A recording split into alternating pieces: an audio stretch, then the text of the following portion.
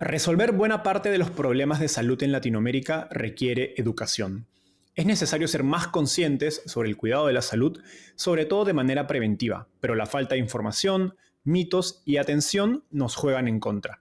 Hoy conversamos con Giovanna Abramo, quien diseñó una estrategia de contenido educativo y de comunidad muy efectiva para reducir las fricciones y los temores de sus potenciales clientes por utilizar servicios de salud reproductiva. Giovanna es CEO y cofundadora de Plena, una startup health tech que ofrece servicios de salud para mujeres, empezando con ginecología, psicología y nutrición. A la fecha, Plena ha atendido a miles de mujeres y ha levantado cerca de $1 millón de inversionistas como Canary, 500 startups y Bridge Partners. Hablamos sobre el estado de los servicios de salud para mujeres en la región, cómo utilizar contenido y comunidad para generar adopción de un producto y cómo levantar capital en un mercado tan difícil como Femtech. Gracias a Lorena Hostos, Isabel Galera, Damaris Mendoza y a Matías López por su gran ayuda para preparar esta entrevista.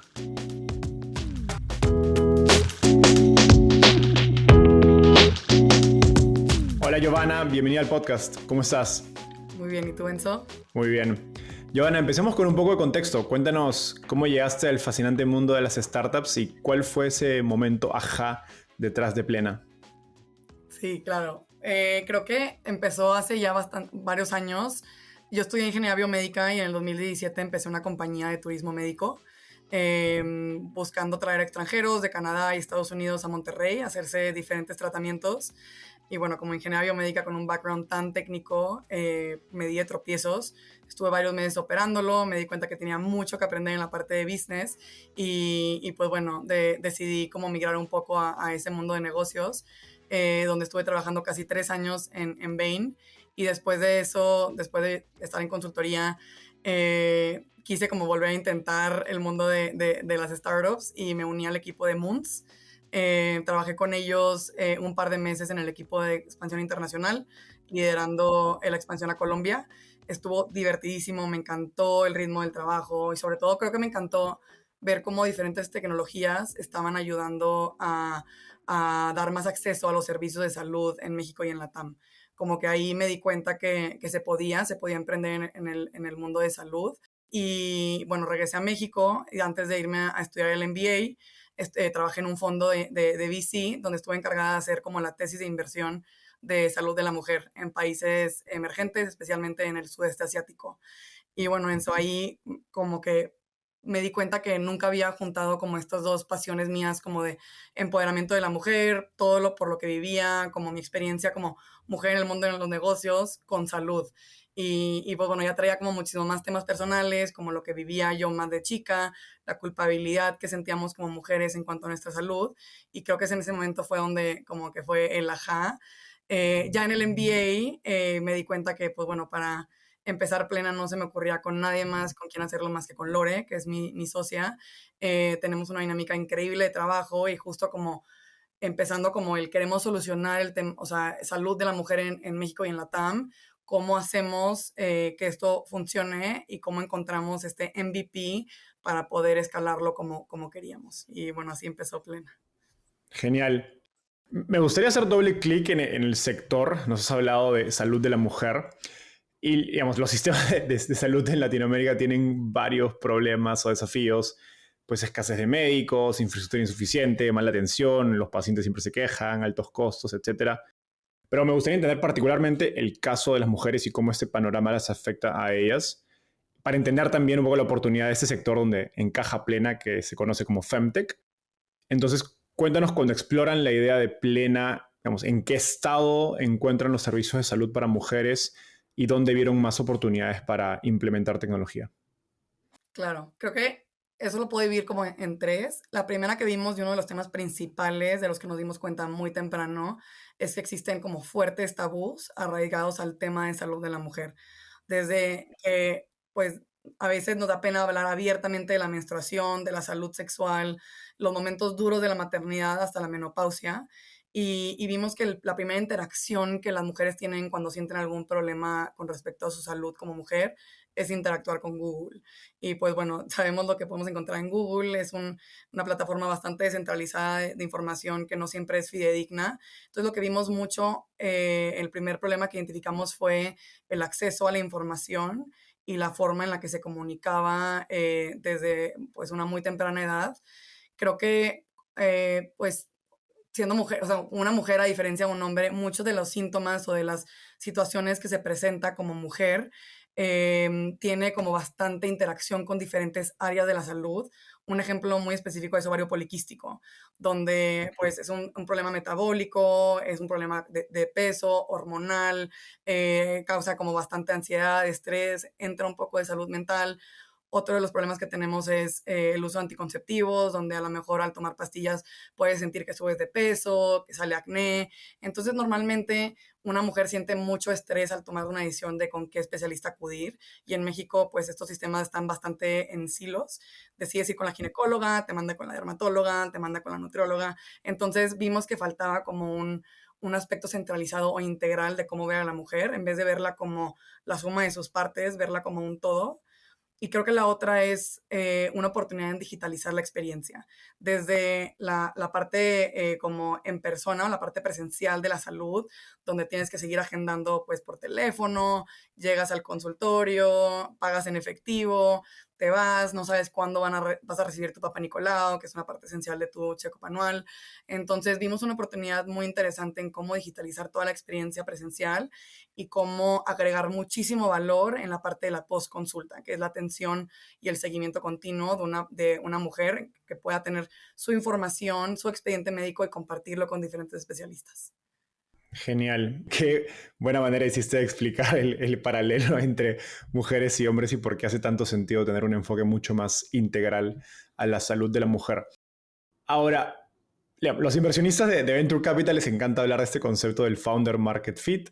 Sin embargo, digamos, si bien son mujeres y han enfrentado el problema, no han tenido experiencia en servicios de salud, digamos, propiamente dichos. Sí, digamos, incluso pese a que estudiaste, digamos, biomedicina. ¿Qué ventajas o desventajas han encontrado siendo, digamos, outsiders a este sector de salud? Claro, y creo que, bueno, algo que dices como que es un punto muy importante es como el outsider, ¿no? O sea, porque justo, digo, Lore estuvo trabajando en Sala 1, que tiene experiencias como en startups de salud, yo en Moons, con un background como en ingeniería médica. Aún así, las dos nos sentimos como outsiders en el sector salud y creo que una de las desventajas más grandes que hemos visto en como no pertenecer al sistema tradicional es que nos ha costado mucho trabajo llegar a doctoras. Creo que algo interesante es que pues, las doctoras, para contratarlas, normalmente no están en LinkedIn, como muchos otros roles muy importantes para Plena, pero nos ha costado trabajo encontrarlas, reclutarlas y, pues bueno, poder tener acceso a donde normalmente están, que son hospitales grandes, tanto en el sector público como en el privado. Creo que una de las ventajas, y justo como dices, un arma de doble filo, donde vemos que podemos agregar muchísimo valor es que no somos nada resistentes al cambio. Normalmente alguien que está muy metido ya en cómo se hacen las cosas en México, a veces pues si no las cuestiona o puede crear como una resistencia mayor al cambio.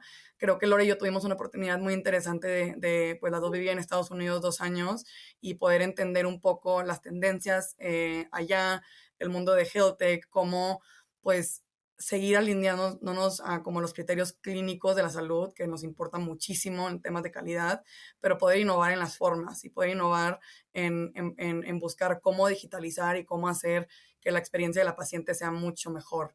Creo que como que algo que vivimos mucho en Plena es diseñar todos los procesos centrados en la paciente, a diferencia de cómo sucede en el sector tradicional de salud, que muchos de los procesos son centrados en los médicos. Entonces, creo que como que es un cambio de mentalidad muy importante que creo que pudimos verla desde muchísimo más fácil siendo como outsiders del sector. Increíble. No, eso me parece fascinante. Y qué bueno que puedan tener una mirada mucho más fresca a un sector tan tradicional. Ahora, me gustaría hacer doble clic en algo que dijiste hace unos momentos. Hablaste digamos, de los temas del tabús en torno a salud reproductiva. Y en una entrevista anterior dijiste un dato que a mí me voló la cabeza, que es que solo el 5% de las mamás y papás hablan con sus hijas adolescentes acerca de la menstruación y pues que el personal de salud termina impactando solo el 5% de mujeres en edad joven. ¿Cómo se manifiesta esa falta de conciencia sobre la salud de la mujer en sus potenciales clientas o usuarias y qué desafíos esto implica para Plena? Sí, no, es una muy buena pregunta. Creo que, digo, desafíos muchísimos. Creo que algo que como mujeres nos cuesta como a veces ver nuestro sistema reproductor es como de, no nos da pena decir que tenemos una gripa, bueno, a lo mejor ahorita por COVID sí, pero no nos da pena como decir que te duele la garganta, que te duele el estómago, pero cuando se trata de la salud sexual, existe una cantidad de dudas, leyendas urbanas, miedos a platicar que genera muchísima fricción en el acceso a los servicios de salud. Creo que algo que quisimos Lore y yo desde el principio es buscar que la marca Plena genere esta confianza para que las mujeres puedan hablar. Algo que decimos mucho cuando fuimos entendiendo cuál era la voz de Plena ante nuestras pacientes y potenciales pacientes es ser esa hermana grande de tu mejor amiga, alguien que ya lo vivió, alguien que no te va a juzgar, alguien con el que te atrevas a preguntar las cosas. Justo lanzamos una campaña que se llamaba Pregúntanos lo que sea. Y cuando decíamos lo que sea, era lo que sea. Entonces, ahí fue como generar este lazo con las pacientes en redes sociales, en mensajes de DM, de Messenger, donde podamos en verdad crear estos lazos, donde las pacientes encuentren en Plena una confidente de lo que puedan preguntar lo que quieran. Y creo que esto generó como esta comunidad donde podamos, pues, sí, sí, romper esta brecha que se sentía de culpabilidad con los accesos de salud, sobre todo pues teniendo todo el contexto médico que teníamos detrás, que son nuestras ginecólogas las que contestan, obviamente con una voz mucho más amigable y que juzga menos, ¿no? Creo que otra iniciativa que hicimos para poder solucionar este tema de tabús y de concientización fue generar contenido educativo en Instagram y en TikTok. Sobre todo queríamos estar donde las mujeres estaban y crear contenido fácil de digerir, que estuviera pues bastante en el día al día con la mujer y en temas que se puedan sentir súper identificadas. Y por último, algo que vimos que les costaba mucho, y esto fue, pues bueno, yendo a nosotras mismas a diferentes servicios de ginecología y haciendo como mystery shoppings, fue crear encuestas médicas antes de siquiera llegar a los servicios. Y en estas encuestas médicas preguntábamos temas que a lo mejor les incomodaba mucho a las mujeres llegar.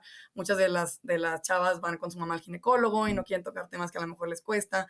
Entonces, muchos de los temas que queríamos preguntar los hacíamos desde la comodidad de su casa, donde cuando llegaron a cualquier servicio, sea telemedicina o presencial, ya sabíamos todos los temas que quisieran tocar con nosotras. Genial. No, de hecho, en una de las siguientes preguntas nos vamos a enfocar en eso porque sí me parece muy interesante este enfoque de reducir fricciones al máximo que han tenido en varias etapas y con varias estrategias. Pero antes de ir hacia allí, te he escuchado decir que encontrar el modelo de negocio que haga fit con sus clientes ha sido difícil, en particular porque las mujeres jóvenes y adolescentes tienen una percepción de su cuerpo diferente al de las mujeres adultas o mayores. Vamos, explícanos un poco a qué te refieres con esto y por qué, dada esa dificultad, empiezan o se enfocan desde un inicio en mujeres jóvenes. Sí, no, buena pregunta, Enzo. Creo que ahí, y justo como empezaba como la plática, era como queremos solucionar el salud de la mujer en específico desde la menstruación hasta la menopausia. Pero obviamente, pues bueno, viniendo del mundo de startups, sabemos que tenemos que empezar con nuestros early adopters, chavas que amen la experiencia y que se sientan muy identificadas con Plena y no le podíamos hablar a todas, ¿no? Entonces, creo que aquí tomamos primero un approach analítico. Hicimos un par de A/B testings al principio, antes de empezar Plena. Creo que si nos vamos muy atrás en nuestra parrilla de Instagram, vimos como diferentes pruebas, nos fuimos muy, muy al extremo como de salud sexual, maternidad, menopausia. Empezamos a entender como dónde había más tracción, dónde podía haber más oportunidad como para cerrar la brecha del problema que veíamos a lo largo de la vida reproductiva de una mujer. Creo que identificamos una oportunidad grande en mujeres jóvenes, sobre todo vimos una tendencia de que las mujeres jóvenes ya no quieren ir al ginecólogo de su mamá. y algo que sucedía muy tradicionalmente era el primer ginecólogo con el que ibas era el que te llevaba tu mamá, a veces inclusive pues hasta que te casaras. Entonces había como ahí un gap gigante de oportunidades donde las chavas o no sabían con quién ir o se basaban mucho en un sistema de recomendación con amigas porque no querían ir al ginecólogo de su mamá. Entonces fue ahí como pues ellas buscaban abiertamente soluciones más modernas, que les simplifique la vida y mucho de esto se puede hacer con tecnología. Entonces vimos que ellas eran las que podían ser mucho más afines a adoptar pues las diferentes tecnologías que podíamos ver que solucionaban pues sí, estos procesos y los hacían mucho más fáciles y más eficientes. Genial. No, qué interesante estas pruebas que hicieron en un inicio para definir esto. Ahora sí, volvamos a lo que estábamos discutiendo hace unos minutos. Revisando su historia, como digamos, creo que nos dejaste una leve impresión. Toda su estrategia de producto se ha basado en reducir fricciones, ¿no? Y empezaste por el tema del contenido educativo sencillo, luego lanzaron una comunidad de consultas anónimas que me parece muy, muy fascinante también. Y finalmente esto que hablabas de las encuestas y, digamos, cómo reducir las revisiones físicas a través de telemedicina. Así que digamos, me gustaría entender esa estrategia un poco paso a paso. Primero, ¿por qué es tan importante digamos, el desarrollar contenido educativo para Plena? Y, y también lo quiero conectar con el lado de marca, porque nos dijiste que querían desde un inicio, digamos, proactivamente que la marca de Plena les genere, digamos, seguridad a las mujeres para poder, digamos, explorar o ser más atentas acerca de su salud reproductiva. Claro, y creo que aquí parte de la estrategia de contenido educativo es para generar confianza. Entonces, normalmente en México, como funciona ir al doctor es ir a un doctor o sea, nombre, apellido, entonces le tienes confianza y seguramente por recomendaciones con un médico especialista uno a uno. Y un reto muy grande para las health techs en México, yo creo, es generar confianza en una marca. Entonces, volver una relación fuerte entre paciente-marca en vez de paciente-doctor. Y creo que esto, una parte grande de nuestros esfuerzos se fueron a generar contenido educativo. Normalmente, de lo que veíamos por experiencias personales y en entrevistas, encuestas, siempre buscábamos contenido educativo en Google. Entonces, lo que queríamos hacer es más que nada centralizarlo y hacerlo muchísimo más fácil de digerir. Algo como que es importante en un startup y sobre todo, digo, en ginecología, que por lo general la recurrencia anual es 1.5 veces al año, dependiendo de los check-ups anuales, para una mujer sana, era cómo estamos en su día a día y cómo se acuerdan de Plena todos los días. Y creo que la estrategia de contenido ha sido importante para uno, pues seguir siendo como estar en la mente de nuestros pacientes y nuestra mente de nuestras seguidoras. Y otro, que ellas se sientan cómodas viendo este tipo de contenido recurrente. Normalmente, pues no sé, no es fácil hablar del vaginismo, no es fácil hablar como del uso de anticonceptivos, la pastilla del día siguiente. Entonces, el poder estar ahí, hacerlo de una manera divertida, de una manera como bonita, fue un reto y ha sido algo que bueno, nos ha ayudado muchísimo a incrementar el porcentaje de pacientes orgánicas que llegan a Plena. Tengo la impresión de que piensan acerca de content marketing como producto más que como adquisición de clientes. Y creo que tiene sentido porque pues, una usuaria más educada tiene más probabilidad también de utilizar Plena, no solo por primera vez, sino de manera más recurrente y quizás como debería en torno a pues, los chequeos, etcétera. Con esto en mente, ¿con qué métricas o guías evalúan la efectividad de su marketing de contenidos? Sí, claro. Y justo como mencionas, es más como un producto. O sea, tenemos toda una máquina detrás, sobre todo como es contenido médico, Ujú. está hecho por ginecólogas, está, pues bueno, el copy está ya un poco más como de personalizado con marketing. Entonces, sí, es toda una rueda ahí que se mueve dentro de Plena, muy interesante. Creo que una de las métricas, digo, obviamente más allá de un CAC, que estamos bastante orgullosas y contentas de nuestro CAC, es el engagement. Algo que nos interesa muchísimo es ver qué tanto las pacientes interactúan con nuestro contenido y qué tanto interactúan con nosotras dependiendo de cada contenido. Un ejemplo ahí específico es, no sé, lanzamos en algún momento una campaña como de la pastilla del día siguiente, como no debería de ser un anticonceptivo, sino es una pastilla pues más correctiva. Y vimos al lanzar un par como de posts como de este tema, cómo llegaban preguntas sobre este tema, como a nuestros mensajes privados y dentro de los comentarios. Somos como muy, sí, em, analíticas con la parte del engagement. Creo que ahí es una parte importante, sobre todo las preguntas que se generan dependiendo del contenido que compartimos. Otra es la cantidad de veces que comparten ellas a otras personas nuestro contenido, sobre todo porque una métrica más como a alto nivel de Plena es el porcentaje de recomendaciones, que lo hemos subido constantemente en los últimos meses. Y esto pues simboliza mucho como tanto una de las como submétricas de esto es la cantidad de veces que comparten nuestro contenido a otras personas. Y creo que por último, no hemos hablado mucho como de la estrategia de blog que tenemos, que ya son como temas un poco más desarrollados, digo, siguen siendo cortos porque luego tampoco queremos darles Biblias en el blog, pero la cantidad de tiempo que pasan en cada uno de nuestros artículos del blog. Entonces, normalmente ahí podemos ver cuáles son los temas de interés y si llegaron por Google, por preguntar algo, si llegaron por Instagram. Entonces, entender bien cuál es este proceso para nuestras pacientes de tener una duda y resolverla dependiendo de las diferentes estrategias que tengamos de contenido. Genial. En ese sentido, digamos, ¿en qué medida están atendiendo una necesidad latente que ya está en el top of mind de estas mujeres?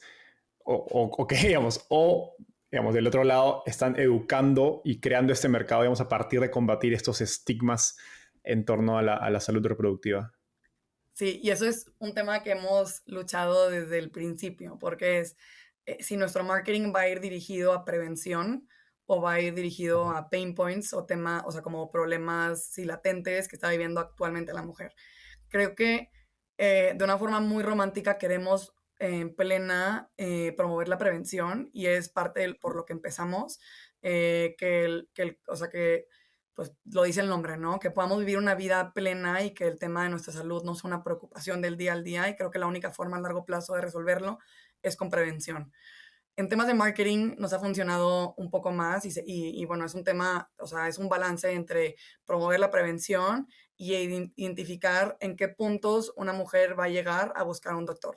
Normalmente cuando te sientes así plena y en tus momentos más como espléndidos, no estás pensando en ir al doctor. Exacto. Entonces tenemos que identificar, no sé, cuáles son esos momentos como interesantes donde una mujer siente como, y lo vemos en nuestro como customer journey, los más bajos, como para poder ahí hablarles, porque es momento de atraerlas a poder llegar a plena y empezar a promover la prevención. Entonces la estrategia de marketing va un poco más a pain points, donde te sientes hinchada, te sientes estresada en temas ya más integrales, ¿no? Puede ser una causa de esto y esto. Entonces son esos momentos donde una mujer se siente como en sus bajas, donde podemos llegar a ellas más fácil pues sí, a plena y a nuestros servicios. Wow, ¿verdad? Qué potente, porque creo que esto demuestra lo que hablamos hace unos minutos, de que están teniendo una mirada de producto digamos, a la práctica de content marketing, que creo que es algo poco común en las startups y se usa más como un canal de adquisición simplemente. Pero me parece fascinante cómo el contenido puede tener un rol tan impactante en tu producto. Ahora vayamos al rol de la comunidad, donde digamos, creo que a través de sus redes sociales han empezado a ofrecer talleres y construir grupos. Cuéntanos qué estrategias han aprendido que funcionan y que no para construir comunidad. Sí, uy, ahí en eso puedo empezar con las que no funcionan. Creo que ha sido comunidad nuestro coco de cada día. Em, Al principio, y justo como muy enfocadas en hacer una estrategia buena de comunidad, creamos una plataforma independiente de comunidad, que era un foro donde las mujeres podían preguntar lo que sea y entre ellas comunicarse. Era una plataforma que desarrollamos nosotros y tenían que hacer su login y llegar al foro.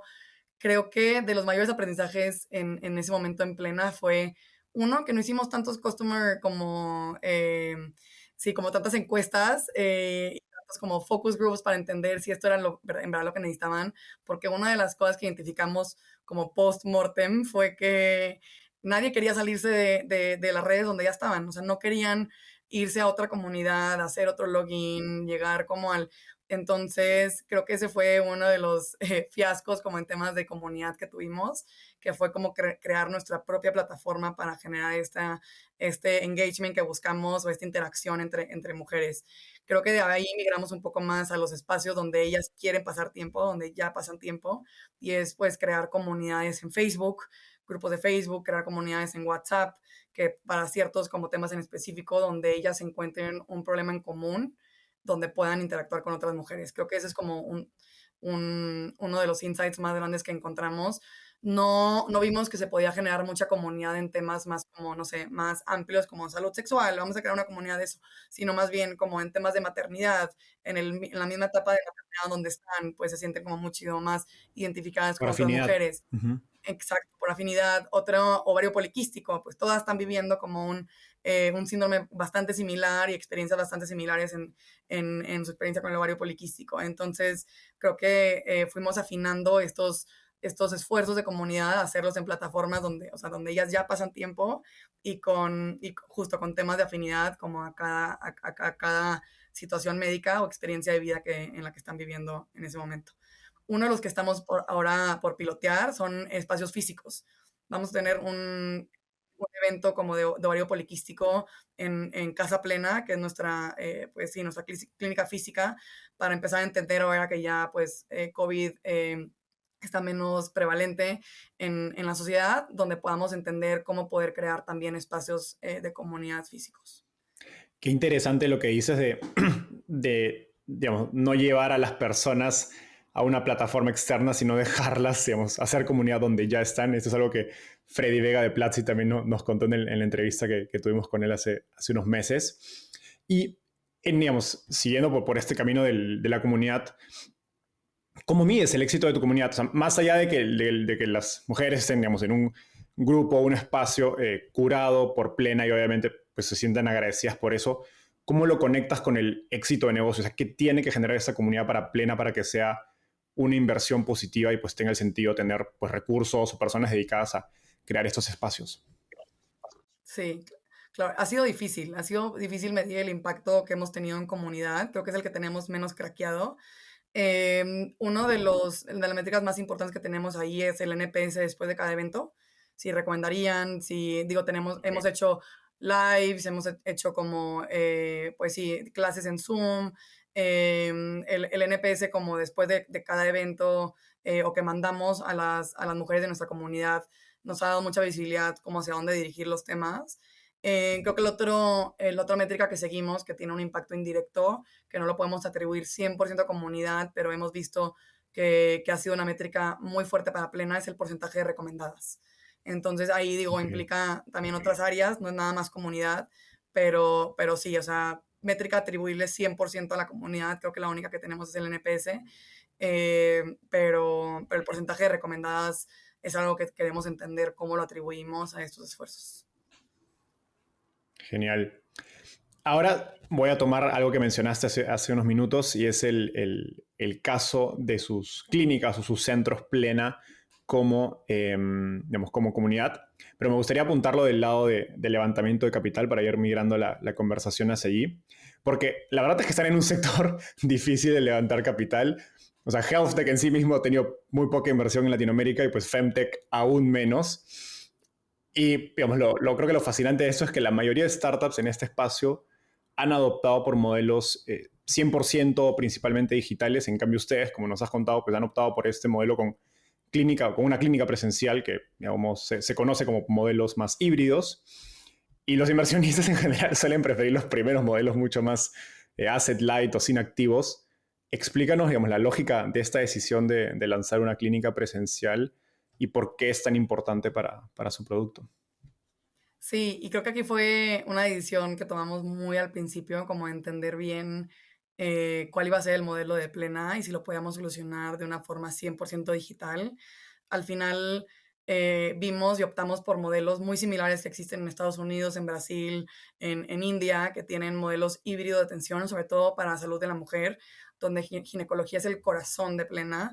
Estamos por lanzar nutrición, salud mental, pero pues salud de la mujer gira alrededor de ginecología principalmente y muchos de los problemas que queríamos solucionar requerían atención presencial. Entonces, partiendo como de esa base, vimos, bueno, si esto es como la premisa que tenemos, hay forma como de enchufarnos al sistema de salud actual para poder apalancar algo que ya existe, que nos pueda servir como la pata presencial.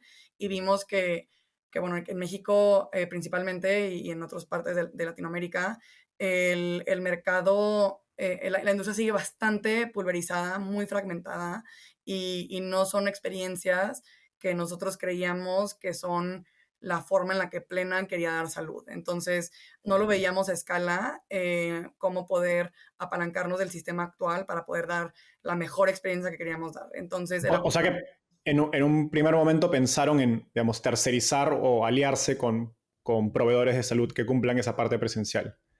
correcto. Y vemos como muchas health techs, por ejemplo, en Estados Unidos hacen eso y se enchufan a un sistema que ya está bastante estandarizado, que ya cumple como con los estándares de calidad a nivel escala, como masivo, y nos costó mucho entender cómo poder hacer eso actualmente con una industria tan joven como la es la de health tech. Quisimos más bien crear las bases, como los fundamentos para la parte presencial, sobre todo al principio, digo, nada más con una clínica física para poder controlar toda la experiencia. Entonces, poder ya diseñar cuál es la forma en la que Plena provee salud presencial y digital y eventualmente ver otros modelos de expansión donde podamos adoptar nuestros protocolos que ya diseñamos presencialmente y controlando toda la experiencia en otras ubicaciones presenciales. Wow, qué interesante. Entonces, hacia adelante, ¿piensan que ustedes van a ser las enteramente responsables de escalar esta parte presencial? ¿Creen que es posible hacer alianzas o cómo lo están pensando, digamos, cuando tengas que llegar a 10 o 20 veces más clientes de las que tienes hoy? Sí, creo que va a ser un esfuerzo paralelo, o sea, uno va a ser apalancando el ecosistema que ya existe y adoptando un poco nuestros protocolos, pero sí creemos que el tener presencia física, al menos por ciudad o por país, nos da muchísima lealtad a la paciente y crea como una marca que está aquí para quedarse, un lugar donde puedes llegar como a quejarte, llegar como a solucionar problemas. Creemos que va a ser un esfuerzo paralelo, donde sí podemos apalancar con modelos más innovadores, protocolos de Plena en lugares tercerizados, sin dejar a un lado cierta presencia física que la controlemos al 100%. Genial. Ahora, volviendo al tema del levantamiento de capital, ¿en qué medida este modelo híbrido representó digamos, una dificultad o un problema para levantar capital? Y pues, ¿cómo hicieron para convencer a inversionistas de que era el camino correcto? Sí, creo que, y digo, siempre es un reto levantar dinero en salud, ¿no? Porque normalmente el MVP de salud o como el ser scrappy en salud no es Es un más MVP, difícil. no. Sí, exacto. Entonces, ya el identificar qué tipo de inversionista conoce el mundo de health tech, donde no puedes equivocarte, donde como cada paso que das en temas clínicos son muy bien pensados y con protocolos muy bien hechos, y eso sacrifica a veces velocidad, ¿no? Entonces, ya partiendo de esa premisa donde inclusive con compañías 100% digitales, hay veces que nos tenemos que mover un poco más lento al principio en temas de salud, ya vas filtrando como un perfil de inversionistas que entienden esta parte. Creo que el concepto de salud híbrida nos ayudó muchísimo a tener benchmarks bastante exitosos en Estados Unidos. Ya, bueno, tenemos muchos modelos híbridos que son, pues, sí, como que son invertibles en VC, han invertido, o sea, han tenido fondos de VCs confiando en ellos desde hace ya muchos años. Nos ayudó como a ver formas en las que podemos escalar con modelos híbridos que sí sean pues sí, invertibles por startups. Creo que hay muchos ejemplos. Un ejemplo es IA, que tiene ya $200 millones de funding, levantó su serie B el año pasado. Kindbody, que también tiene técnicas físicas, donde ya Femtechs han podido probar que estos modelos funcionan y funcionan a escala. Genial. Ahora me gustaría, hacer un doble clic en tu experiencia levantando capital, porque has mencionado que les costó convencer a inversionistas hombres sobre el problema que hay en salud reproductiva, de mujeres obviamente. ¿Qué tipo de objeciones enfrentaron, escucharon para comunicar pues, la oportunidad de este mercado y cómo le hicieron para convencerlos? Claro, y creo que aquí, digo, sí fue un súper reto y creo que lo entiendo perfecto como también del otro lado. Si a mí un emprendedor me viene a hablar como, no sé, de disfunción eréctil, pues no tendría mucho que defender de como tema de salud sexual para hombres, ¿no? Entonces, creo que un tema muy prevalente que vimos cuando pues hacíamos estos como pitches fue, uno, saber cómo... sí, saber cómo compartir el problema, saber cómo pues platicarle a inversionistas hombres. Creo que cuando estábamos con inversionistas mujeres era como, ah, claro, obvio. Y pues el que puedan entender el problema creo que mucho va a ser como, pues sí, si ya, no sé, están casados, tienen hermanas, amigas, muchos de ellos se tomaron el tiempo de preguntar. Entonces creo que ahí fue un poco más el cómo hacer que puedan entender el problema al 100%. Y sobre todo porque el tema de salud reproductiva para mujeres, pues no se habla. Fue justo cuando hablábamos de tabús, como hay muchas veces que, No solo no lo viven aunque como hombres, sino que aparte está invisibilizado por la naturaleza del problema. exacto, ¿eh? Entonces, aunque sean hombres que estén rodeados de mujeres como, pues, no sé, mamás, hermanas, amigas, esposas, novias, son temas que muchas veces no se hablan. Entonces, tuvimos muchos problemas, bueno, tuvimos un reto grande en poder, sí, compartir o convencer del tamaño del mercado. Cuando, pues sí, el 50% de la población son mujeres y todo, ¿no? Entonces, como que creo que ahí el tema del tamaño del mercado fue un tema importante que tuvimos que... ¿Alguna recomendación en ese sentido? Creo que mucho de lo que hicimos fue traer métricas, traer mucha data del mercado. No sé, nos pareció impresionante que México es el segundo país con más embarazos no deseados. El tema del uso de anticonceptivos, el tema de infecciones de transmisión sexual, traer como bastante data a nivel macro y creo que a nivel micro traer, pues sí, como más formas de explicar el problema mucho más fáciles de digerir, ¿no? Y creo que hay también testimonios de pacientes, testimonios nuestros, testimonios como de gente que esté rodeada de, o sea, de mujeres en VC, de otras emprendedoras o de la comunidad de inversionistas a los que estábamos platicando. Pero sí, sí, creo que ese approach como nivel macro y nivel micro nos funcionó bastante bien. Giovanna, ha sido una entrevista espectacular y llegamos a la parte final. Esta se llama ronda de tweets. Básicamente te voy a hacer una pregunta y me tienes que responder en menos de un minuto. ¿Estás lista? Sí, súper. Estoy viajando de San Francisco a Ciudad de México. ¿Qué libro debería leer y por qué?